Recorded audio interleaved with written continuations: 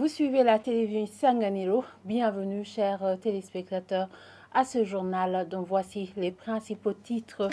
L'Observatoire de lutte contre la corruption et les malversations économiques OLUCOM plaide pour la démilitarisation des services de l'État.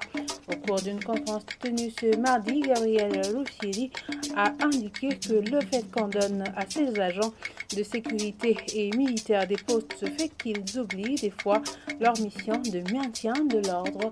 Vous aurez plus de détails au cours de ce journal.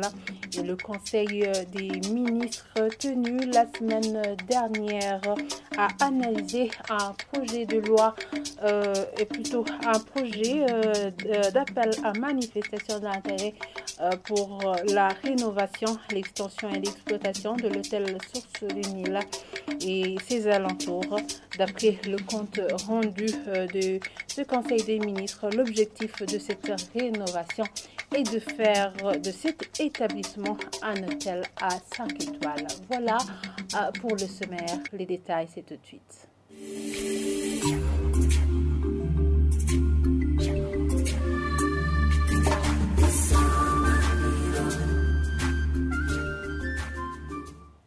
Encore une fois, bienvenue, chers téléspectateurs. L'Observatoire de lutte contre la corruption et les malversations économiques, OLUCOM, plaide pour la démilitarisation des services de l'État, estimant que la mission des agents de l'ordre et de l'armée est d'assurer la sécurité du pays.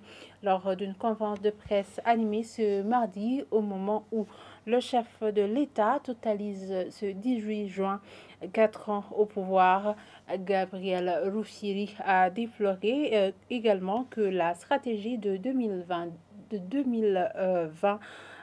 relative à la bonne gouvernance et la lutte contre la corruption n'a pas encore été mise en œuvre. Suivez-le.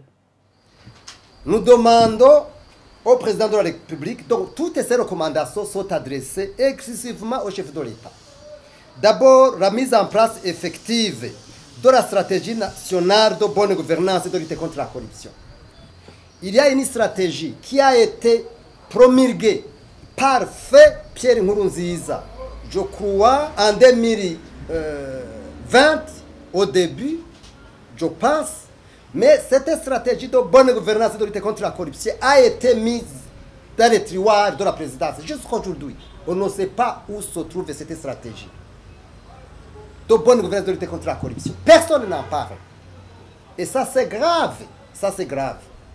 Personnellement, moi, je suis allé voir le chef de cabinet civil du président. Je lui ai dit, est-ce que vous connaissez ce document? Il m'a dit, moi, je ne connais pas. Alors que le document, c'est un document de politique nationale. Ce n'est pas possible. Les services publics sont militarisés. On doit démilitariser officiellement les services publics. Je ne sais pas si vous comprenez ce que je veux dire. Les militaires et les policiers doivent faire le travail. Les travaux sont connus.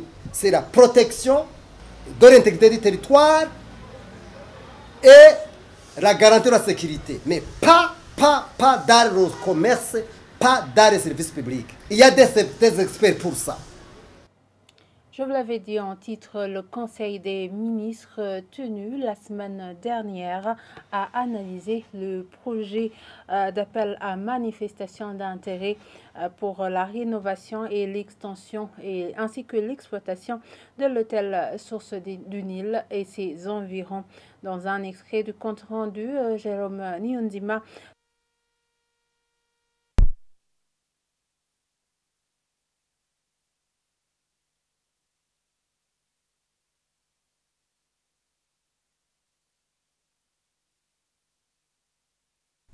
projet d'appel à manifestation d'intérêt pour la rénovation, l'extension et l'exploitation de l'hôtel Source du Nil et ses alentours.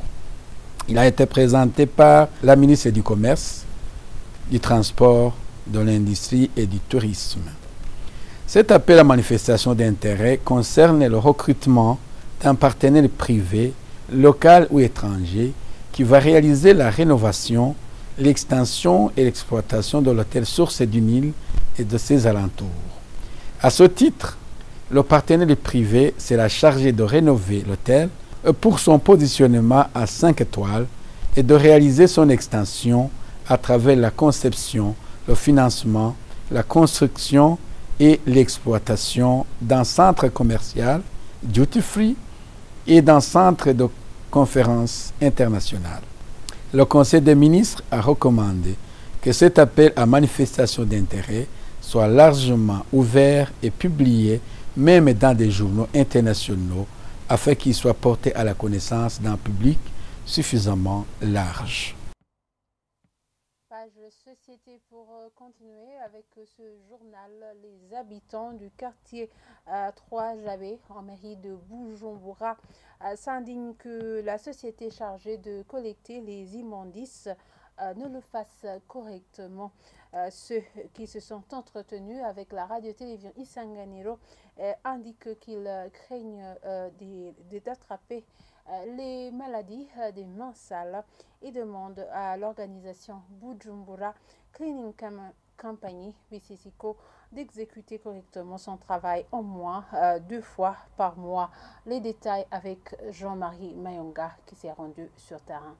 Dans certains ménages visités au quartier 3Jabé à mairie de Bujumbura, nous y avons trouvé les déchets ménagers entassés dans les sacs. Certains habitants de ce quartier affirment que plusieurs jours viennent de passer sans les enlever. Ceux qui sont chargés d'enlever ces immondices ne le font pas et on ne sait pas pourquoi. Certainement que la faute revient à l'administration communale.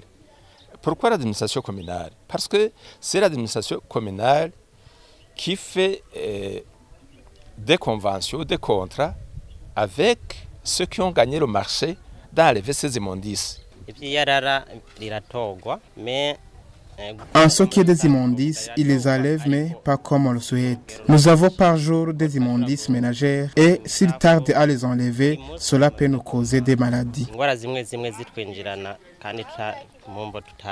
Sur la route avenue de l'imprimerie, la poubelle publique était pleine de déchets mélangés. Ces habitants demandent que ces déchets soient enlevés pour éviter d'être attaqués par des maladies. Certaines mauvaises pratiques, la population peut prendre quelques sacs que jeter dans la rivière Ntangwa par exemple, ou brûler à chaque coin de la rue.